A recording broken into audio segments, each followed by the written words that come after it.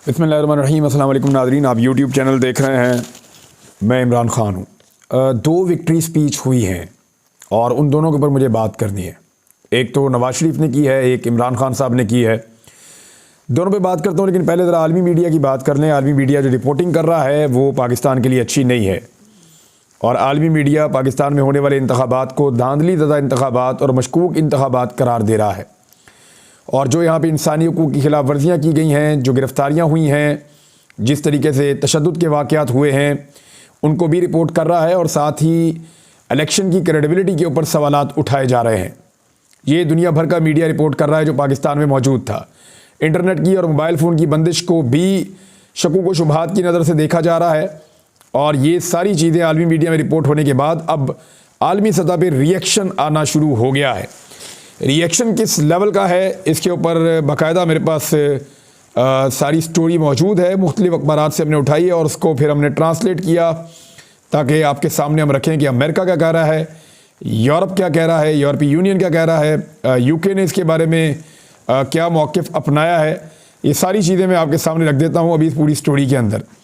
सबसे पहले आप अमरीकी महकमा ख़ारजा का जो स्टेटमेंट है वो आप देख लीजिए। अमरीकी महकमा ख़ारजा ने कहा कि पाकिस्तान में जो इंतखाबात हुए हैं, अमेरिका इस बात का शदीद मुंतज़िर है कि मुकम्मल इंतखाबी नताइज जारी किए जाएँ और वो इंतखाबी नताइज ऐसे हों जो आवाम की मर्ज़ी की अक्कासी करते हों, यानी जिसको आवाम ने हुकूमत बनाने के लिए वोट डाले उसकी हुकूमत बननी चाहिए। इसका मतलब ये है। अमेरिका ने यह भी कहा कि अमेरिका किसी भी पाकिस्तानी सियासी जमात की जो हुकूमत बनने वाली है उसके साथ काम करने के लिए तैयार है। यानी अमेरिका को कोई एतराज़ नहीं कि पाकिस्तान में पाकिस्तान की आवाम की मर्ज़ी से किसकी हुकूमत बनती है। अमेरिका ताल्लुकात और जो मुश्तरका मफादात हैं उनके लिए किसी भी हुकूमत के साथ काम करने के लिए तैयार है। अमेरिका ने मज़ीद कहा कि जो कुछ भी बैनुल-अक़वामी मुबस्सरीन वहाँ पे गए और जो कुछ भी वहाँ का लोकल मीडिया, मकामी मीडिया और मुबस्सरीन जो इन्फॉर्मेशन दे रहे हैं, उनसे अमेरिका ने यह अख़ज़ किया है कि इन इंतखाबात में इज़हार राय की आज़ादी यानी फ्रीडम ऑफ स्पीच नहीं थी और साथ ही साथ जो है वो लोगों को जलसे जुलूस करने की इजाज़त नहीं थी, पुरअमन तौर पे लोगों को जमा होने की इजाज़त नहीं थी और बहुत सारी गैर ज़रूरी पाबंदियाँ पाकिस्तान में लगाई गई हैं जो नहीं लगनी चाहिए थीं। हम इंतखाबात में तशद्दुद की शदीद मज़म्मत करते हैं और इंतखाबी अमल में मुदाखलत के इल्ज़ामात पे अमेरिका बहुत फ़िक्रमंद है। मुदाखलत या धोखाधड़ी या धांधली के दावों की मुकम्मल छानबीन होनी चाहिए। ये है जी स्टेटमेंट अमेरिका का। इसके अलावा जो यूके का स्टेटमेंट जारी हुआ है वो इस वक्त foreign secretary of the state हैं और कॉमनवेल्थ एंड डेवलपमेंट अफेयर्स के डेविड कैमरून, ये साबिक वज़ीर आज़म भी हैं बरतानिया के, और इन्होंने जो स्टेटमेंट जारी किया है वो भी मैं आपको पढ़ के सुना देता हूँ उसकी ट्रांसलेशन। इन्होंने कहा कि शदीद तहफ़्फ़ुज़ात हैं हमें पाकिस्तान में जो इंतखाबात हैं उनकी शफाफियत के हवाले से और लोगों को इसमें हिस्सा लेने का मौका फ़राहम नहीं किया गया उस हवाले से, यानी लेवल प्लेइंग फील्ड नहीं थी उस हवाले से और इंतखाबात की शफाफियत पे हमें शदीद तरीन तहफ़्फ़ुज़ात हैं। ये बरतानिया में ये जारी किया स्टेटमेंट।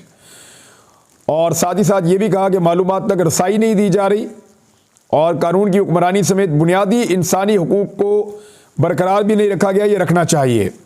साथ ही साथ उन्होंने कहा कि मैं जो वोट डाले जिन लोगों ने उनको खराज तहसीन पेश करता हूँ। और बरतानिया ने भी इस बात पे जोर दिया कि फौरी तौर पे इंतखाबी नताइज जारी किए जाएँ और वो अवामी उमंगों की तर्जुमानी में होने चाहिए, यानी वो इंतखाबी नताइज जैसे इंतखाबात हुए हैं।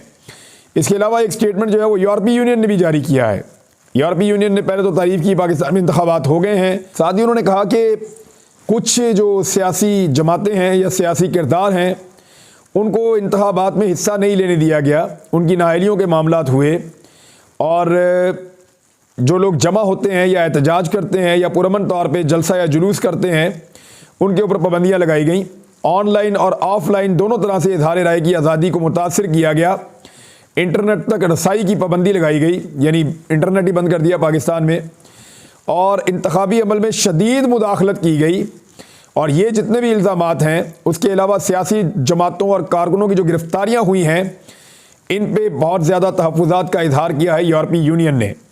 यूरोपीय यूनियन के हुकाम ने मुतालबा किया है कि इंतखाबी बेज़ाब्तियों की रिपोर्ट की जितनी भी रिपोर्ट की गई है इंतखाबी बेज़ाब्तियाँ उनकी बरवक्त और मुकम्मल तहकीकात को पाकिस्तान यकीनी बनाए।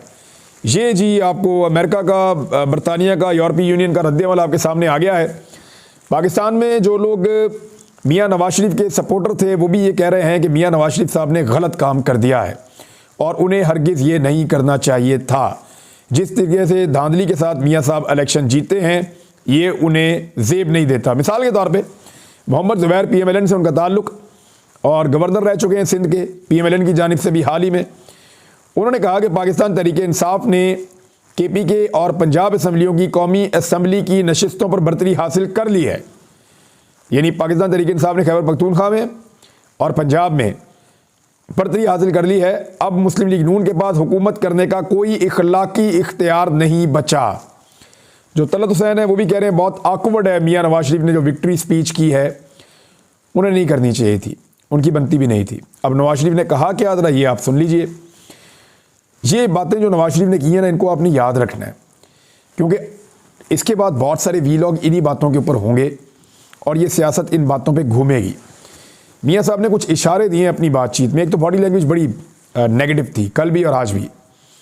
मियां नवाज शरीफ जाली खुश होने का दिखावा कर रहे थे या उनकी साहबजादी या बाकी लोग। एक्चुअली जो खुश था वो शहबाज शरीफ साहब खुश थे कुछ हद तक, और जो मियां साहब के आसपास लोग मौजूद थे दे वर नॉट हैप्पी। लग रहा था कि वो परेशान हैं। मियां साहब खुद भी कोई खुश नज़र नहीं आ रहे थे। अब मियां नवाज शरीफ साहब ने जो बातें की उसमें एक तो उन्होंने यह दावा कर दिया कि मुस्लिम लीग नून इन इंतखाबात में सबसे बड़ी जमात बनकर उभरी है। जिस वक्त मियां साहब ये स्पीच कर रहे थे उस वक्त इंतखाबात को लगभग इंतखाबी अमल मुकम्मल हुए गिनती शुरू हुए कुछ 30 घंटे के करीब गुजर चुके थे, यानी 26-27 घंटे तो डेफिनेटली गुजर चुके थे जब मियां साहब ने यह तकरीर की। तो 26-27 घंटे के बाद जो मियां साहब की तकरीर आई उसमें भी मियां साहब उस वक्त तक 60 नशिस्तों पे सिर्फ आगे थे, 60 नशिस्तों पे, और वो क्लेम कर रहे हैं कि वो पाकिस्तान की सबसे बड़ी जमात बनकर उभरे हैं। नंबर गेम अभी मैं आपको बताता हूँ कौन है सबसे बड़ी जमात। साथ ही साहब मियां नवाज शरीफ साहब ने कहा कि हमें मैंडेट मिला है, दूसरी पार्टियाँ आएँ और मिलकर एक हुकूमत बनाते हैं, पाकिस्तान को इस भंवर से हम निकालेंगे। हम इस बात के मुतहम्मिल नहीं हो सकते कि बार बार इस मुल्क में इंतखाबात करवाएं। ये अब आप याद रखिएगा बात कि मियां साहब को इस बात का ख़दशा है कि पाकिस्तान में दोबारा इंतखाबात होंगे और जल्दी होंगे, क्योंकि जो सेटअप ये बनाने जा रहे हैं ज़बरदस्ती वो चल नहीं सकता और ना दुनिया उसे तस्लीम करेगी, ना पाकिस्तान के अंदर ना पाकिस्तान से बाहर। ये मियां साहब का जुमला उनके खौफ की अक्कासी कर रहा है कि बार बार इंतखाबात हम नहीं करवा सकते। मियां साहब कह रहे हैं कि इस्तेहकाम के लिए 10 साल चाहिए। यानी अब वो जिनसे उनका वादा हुआ, वईद हुए, जिनके साथ मियां साहब के मरासिम हैं, मियां साहब उन्हें ये कह रहे हैं कि लंदन से भी जब मियां साहब आए तो बड़े ख्वाब उन्होंने देख लिए थे, वो पूरे नहीं हुए। अब वो नया ख्वाब देख रहे हैं कि 10 साल तो हमें दें कम से कम, ताकि हम मुल्क के मसाइल ठीक करें। साथ ही उन्होंने कहा कि मैं लड़ाई नहीं करना चाहता। उन्हें ये आइडिया है कि पाकिस्तान तहरीक इंसाफ कभी भी हार नहीं मानेगी। वो अपनी जिन सीटों पे उनको ज़बरदस्ती हराया गया वो इस फाइट बैक करेंगे, और वो लीगल फाइट भी करेंगे, एहतजाज भी करेंगे पुरअमन, और वो आवाज़ उठाएंगे और वो कोशिश करेंगे कि जो सीटें उनसे छीनी गई हैं वो उन्हें वापस मिल जाएं। तो ऐसे में मियां साहब बहुत डिफेंसिव हुए। उन्होंने कहा जी मैं लड़ाई नहीं करना चाहता, पाकिस्तान अफोर्ड नहीं कर सकता, सब मिलजुल कर बैठ जाते हैं। साथ ही मियां साहब ने अपने मुमकिन इत्तेहादियों के नाम भी बता दिए। MQM मियां साहब की इत्तेहादी होगी, पीपल्स पार्टी मियां साहब की इत्तेहादी होगी, और जमीयत उलमा इस्लाम मियां साहब की इत्तेहादी होगी, और मियां साहब की अपनी जमात। ये 4 जमातें बड़े इत्तेहादी मिलकर हुकूमत बनाने जा रहे हैं। बलूचिस्तान से भी कुछ लोगों को मियां साहब शामिल कर सकते हैं। अब ज़रा आप गौर कीजिए कि इन्होंने पिछले दिनों एक दूसरे के साथ किया क्या है, वो मैं आपको बाद में बताता हूँ, लेकिन पहले मियां साहब की बात सुन लें। एक और क्लेम किया मियां साहब ने। नवाज शरीफ कहते हैं कि सियासत इबादत समझ कर करें और आवाम की मुश्किलात के हल के लिए काम करें। बात यह है कि आप चोरी का पैसा पहले इकट्ठा करें और उसको फिर आप सदका और खैरात में इस्तेमाल करें, तो आपका सदका और खैरात जो है वो कबूल हो जाएगा। यानी आप चोरी करें, डकैती मारें, लूट मार करें और लोगों से पैसा छीन कर ले आएँ, उसको इकट्ठा कर लें, लोगों का हक मार के पैसा इकट्ठा कर लें और फिर उस पैसे से आप सदकात और खैरात करें, तो आपको लगता है कि आपको सवाब मिल रहा है। तो मियाँ साहब आप चोरी करके हुकूमत बना रहे हैं, चोरी करके हुकूमत में आ रहे हैं, डकैती मारी है आपने अवाम के मैंडेट पे, लोगों ने आपको वोट नहीं डाला, आप 20-25 सीटों से ऊपर कभी भी नहीं जा सकते थे जो आपके हालात थे। ऐसी सूरत हाल में जब दर्जनों सीटें आपने छीन कर ली हैं ज़बरदस्ती जोर लगा के, सेलेक्टेड बन के, तो चोरी करके जो हुकूमत आप लेकर आ रहे हैं तो इबादत समझ के आप खिदमत कैसे करेंगे? आप नहीं कर पाएंगे मियाँ साहब, क्योंकि आप बदनीयती के साथ आए हैं तो आपका काम भी वैसे ही रहेगा और ये आने वाले दिनों में नजर आ जाएगा सबको। अब आ जाए जी, इमरान खान साहब ने विक्ट्री स्पीच किया। अच्छा, नवाज शरीफ साहब ने विक्ट्री स्पीच की ना, इसको ऑकवर्ड करार दिया। तलत हुसैन ने भी, बाकी लोगों ने भी, और सहाफ़ी भी कह रहे हैं कि 60 सीटों के साथ कौन सी विक्ट्री स्पीच होती है। ये तो मियाँ साहब ने अपने साथ ज़्यादती की है और पाकिस्तानी सियासी तारीख के अंदर एक और गंद मार दिया है मियाँ नवाज शरीफ साहब ने। सिर्फ मियाँ साहब को इस बात का ज़ोम है कि उनको सीटें और दिलवा दी जाएंगी और उससे वो हुकूमत बना लेंगे। ऐसा लगता नहीं है कि मियाँ साहब हुकूमत बना के भी इंजॉय कर पाएंगे। अब आ रहे हैं इमरान खान ने क्या कहा। इमरान खान ने क्लियरली कहा कि पाकिस्तान तहरीक इंसाफ ने कौमी असम्बली की 170 से ज़ायद नशिस्तें जीत कर 2/3 अक्सरियत हासिल कर ली है। ये बात इमरान खान साहब ने उस वक्त कही जब पाकिस्तान तहरीक इंसाफ 95 के करीब सीटें जीत चुकी थी, 95 जीत चुकी थी, लेकिन उन्होंने 170 से ज़ायद का क्लेम किया है। मियाँ नवाज शरीफ ने तो बिल्कुल 60 के ऊपर ही कर दिया था, इमरान खान ने 170 से ज़ायद का क्लेम किया है और वो फॉर्म 45 के मुताबिक है। इमरान खान साहब ने कहा कि अच्छा, ये जो उनका खिताब है ना, ये आर्टिफिशियल इंटेलिजेंस के ज़रिए से, यानी कंप्यूटर के अंदर वो वॉइस इमरान खान साहब की पहचान लेता है, फिर कोई और बोलता है तो वो उसी वॉइस के अंदर कंप्यूटर आगे से बोलता है। तो अल्फाज इमरान खान साहब के हैं, बोल कोई और रहा है, और लहजा और आवाज़ कंप्यूटर इमरान खान की आवाज़ में कन्वर्ट कर रहा है। तो इसको कहते हैं आर्टिफिशियल इंटेलिजेंस, किसी की आवाज़ निकालने के लिए कंप्यूटर को इस्तेमाल करना। लहजा थोड़ा सा मुख्तलिफ था, लेकिन इमरान खान साहब की लग रही थी। बहरहाल इमरान खान साहब ने इस वीडियो में जो कहा, उनके अकाउंट से शेयर की गई, ट्विटर का उनका अकाउंट है, और उन्होंने कहा कि पीटीआई कौमी असम्बली की 170 से ज़ायद नशिस्तें जीत कर 2/3 अक्सरियत हासिल कर चुकी है।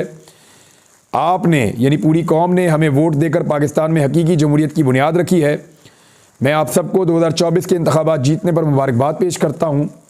मुझे पूरा यकीन था कि आप सब वोट डालने के लिए बाहर आएंगे। बड़े पैमाने पर टर्न आउट ने सबको हैरान कर दिया और आपने मेरा मान रखा है। इमरान खान ने कहा कि आपके वोटों की वजह से लंदन प्लान नाकाम हो गया। लंदन प्लान ये था कि नवाज शरीफ साहब जो है वो फुल फ्लैज हुकूमत बनाएंगे, बिल्कुल इंडिपेंडेंट, तो वो तो नहीं हो सका। अब नवाज शरीफ साहब को बैसाखियों पर खड़ा होना पड़ेगा। नवाज शरीफ ने कम अज़ कम 30 हलकों में पीछे होने के बावजूद फतह की तकरीर की है। पाकिस्तान में कोई भी इस तकरीर को कबूल नहीं करेगा, हत्ता कि आलमी मीडिया भी इसके खिलाफ लिख रहा है। इमरान खान ने कहा कि आज़ाद ज़राए से ये बात सामने आई है कि हम धांधली शुरू होने से पहले 150 हलकों में जीत रहे थे, जबकि फॉर्म 45 के मुताबिक तहरीक इंसाफ के आज़ाद उम्मीदवार कौमी असम्बली की कुल 265 से 170 नशिस्तें जीत चुके हैं। अच्छा, ये 179 का फिगर मैंने आपको बताया था, तो ये 70 से 80 के बीच का ही फिगर बनता है ऑलमोस्ट। और पाकिस्तान तहरीक इंसाफ ने 2/3 अक्सरियत में वाज़ेह बरतरी हासिल कर ली है। ये इमरान खान साहब का दावा है। अभी उन्होंने हुकूमत बनाने का ऐलान नहीं किया। ये विक्ट्री स्पीच थी और वेल डिज़र्व्ड विक्ट्री स्पीच थी इमरान खान साहब की। उसकी वजह क्या है? कोई सहूलत उन्हें मैसर नहीं है। खुद वो जेल के अंदर बंद हैं, पार्टी के अहम रहनुमा जेल के अंदर बंद हैं, 18,000 कारकुनान गिरफ्तार हुए हैं। पार्टी से अहम तरीन लोग या तो गिरफ्तार हैं या उनको भगा दिया गया है या उनको पार्टी से छुड़वा दिया गया है। बहुत सारे लोग रूपोश हैं, एक भी जलसा नहीं कर पाए, एक भी जुलूस नहीं कर पाए, रैलियां नहीं निकाल पाए, बैनर नहीं लगा पाए, पोस्टर नहीं लगा पाए, कंपेन नहीं कर पाए, लोगों के दरवाज़ों पे नहीं जा पाए, किसी जगह पे कोई मूवमेंट नहीं कर पाए।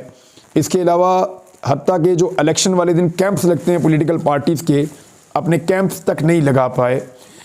इस सारी सूरत हाल के बाद छापों का सामना कर रहे हैं, रोज़ाना की बुनियाद पे मुकदमात हो रहे हैं, इंतखाबी निशान भी छीन लिया है, अदालती फ़ैसले लगातार खिलाफ आ रहे हैं, 31 साल की मजमूई तौर पे सज़ा हो गई है। इन सारी चीज़ों के बावजूद अगर एक आदमी पाकिस्तान में 2/3 अक्सरियत ले जाता है फॉर्म 45 के मुताबिक, तो क्या होगा इसका मतलब? इसका मतलब है कि वो विक्ट्री स्पीच कर सकता है, और अगर किसी की बनती थी आज तो वो इमरान खान की बनती थी। अब पाकिस्तान तहरीक इंसाफ जो है वो इस वक्त एक दो राय पे खड़ी है कि इस मामले को आगे कैसे बढ़ाना है। सबसे पहले तो तमाम उम्मीदवार जिनको पता चला है कि उनके साथ धांधली हो गई है, उन सबको तमाम कानूनी रास्ते लेने पड़ेंगे।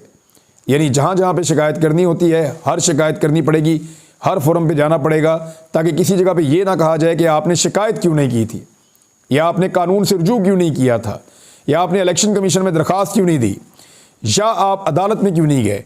वो जितने भी प्रोसेस है वो करने होंगे। और पाकिस्तान तहरीक इंसाफ फिर क्या करेगी, इसमें मुख्तलिफ राय सामने आ रही है। पाकिस्तान तहरीक इंसाफ के लोगों की जानिब से कुछ लोग ये कह रहे हैं कि जो इनकी मीटिंग्स हो रही हैं इंटरनल, मैं उसके हवाले से आपको बता रहा हूँ। कुछ लोगों ने ये तजवीज़ दी है कि सबको कहा जाए कि इस्लामाबाद की जानिब मार्च करें, सुप्रीम कोर्ट के सामने आ जाएं और इंसाफ मांगें, और इसके ऊपर एक कमीशन बनवाएं, वाइट पेपर जारी करें और इन सारे हल्कों को खुलवाएं फौरी तौर पे, और यहाँ पे एक प्रॉपर इन्वेस्टिगेशन हो और ये हल्के वापस लिए जाएं PMLN से। एक तो ये है। और दूसरी तजवीज़ ये है कि इसके अंदर हमें टाइम फ्रेम भी देना चाहिए कि इतने दिनों के अंदर आप ये कर दें। आलमी मीडिया को भी इस सारी सूरत हाल पे बताना चाहिए, जो आलमी मुबस्सरीन मौजूद हैं उनको भी बताना चाहिए। हर फोरम के ऊपर इस धांधली को बेनकाब करना चाहिए। ये अब PTI के अंदर मुख्तलिफ तजावीज़ आ रही हैं। एक दो दिन में ये इनको एक आधे दिन में फ़ाइनल कर लेंगे इन चीज़ों को, लेकिन असल जो मामला है वो इमरान खान साहब तय करेंगे।